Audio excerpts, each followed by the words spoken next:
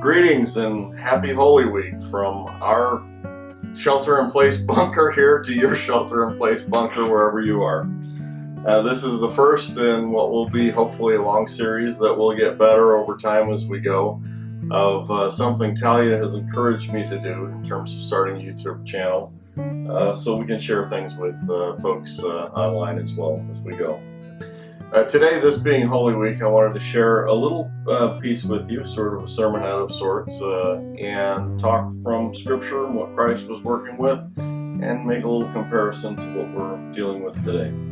I'm going to start in John 13. Before the Passover celebration, Jesus knew that his hour had come to leave this world and return to his Father. He had loved his disciples during his ministry on earth, and now he loved them to the very end. It was time for supper, and the devil had already prompted Judas, son of Simon Iscariot, to betray Jesus. Jesus knew that the Father had given him authority over everything, and that he had come from God and would return to God. So he got up from the table, took off his robe, wrapped a towel around his waist, and poured water into a basin. Then he began to wash the disciples' feet, drying them with the towel he had around him. When Jesus came to Simon Peter, Peter said to him, "Lord, are you going to wash my feet?" Jesus replied, "You don't understand now what I'm doing, but someday you will." "No," Peter protested, "you will never ever wash my feet." Jesus replied, "Unless I wash you, you won't belong to me." Simon Peter exclaimed, "Then wash my hands, my head as well, Lord, not just my feet." And Jesus replied, "A person who is bathed all over does not need to wash except for the feet, to be entirely clean, and you disciples are clean, but not all of you." For Jesus knew who would betray him, and that's what he meant when he said, "Not all of you are clean." To understand this story, you have to know the history and the background and the culture that they lived in. These folks did have hygiene, they bathed, but they also walked with open-toed shoes on dirt roads when they were going places. The problem Peter's having is that when you'd prepare a meal together with people, you would always arrange servants to serve the food, to prepare things, and of course you'd have a servant there to wash people's feet as they came in, because their custom was to lay on pillows around a table, reclining to the side, so your feet were quite literally in the face of the person next to you. It had to be done. Feet had to be washed.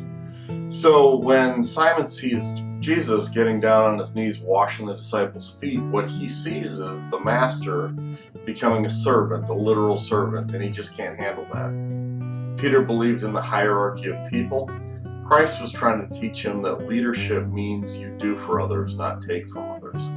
Christ was trying to teach him that the kingdom of heaven is not about what I can get for me, but what I can give or what I can do to make someone else's life good.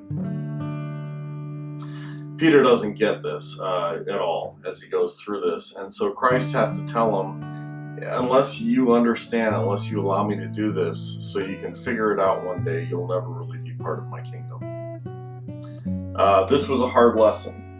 And I'm going to share with you another piece from the story a little bit later on here in chapter 15, where Christ almost reiterates this piece to point out to them that what I'm telling you to do is neither symbolic nor a job that you have to have.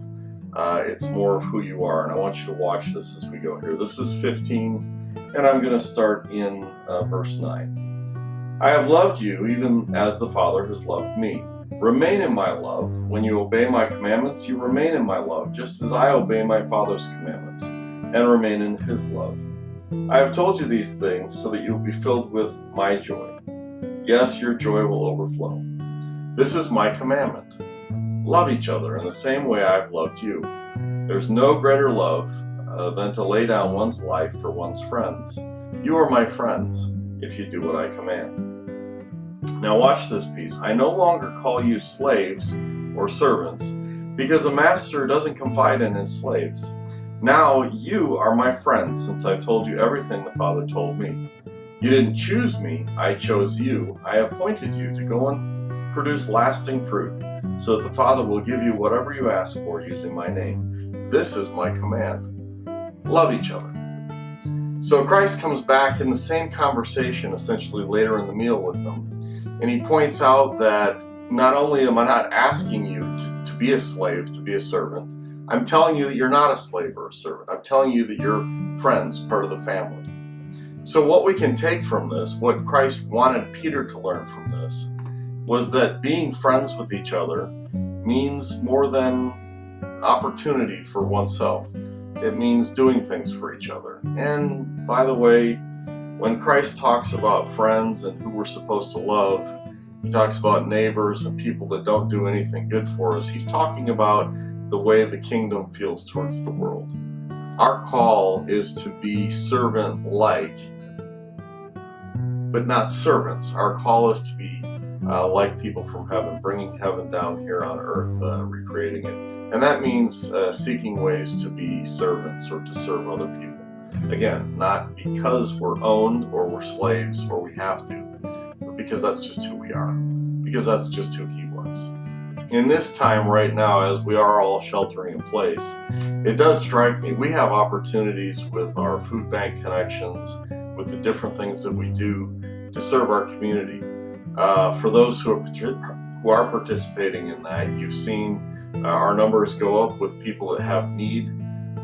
There's fear in the world right now too. People don't know what to expect or what's coming next.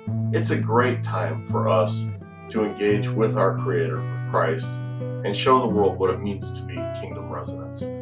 Show the world what it means to be followers of Christ, doing for others, not out of duty or necessity, because that's who we are in our hearts.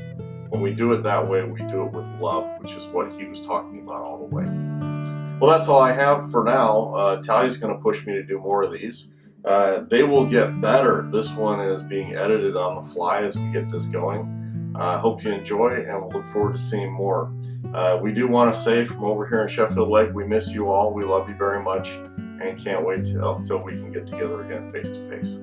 God bless and have a great Holy Week.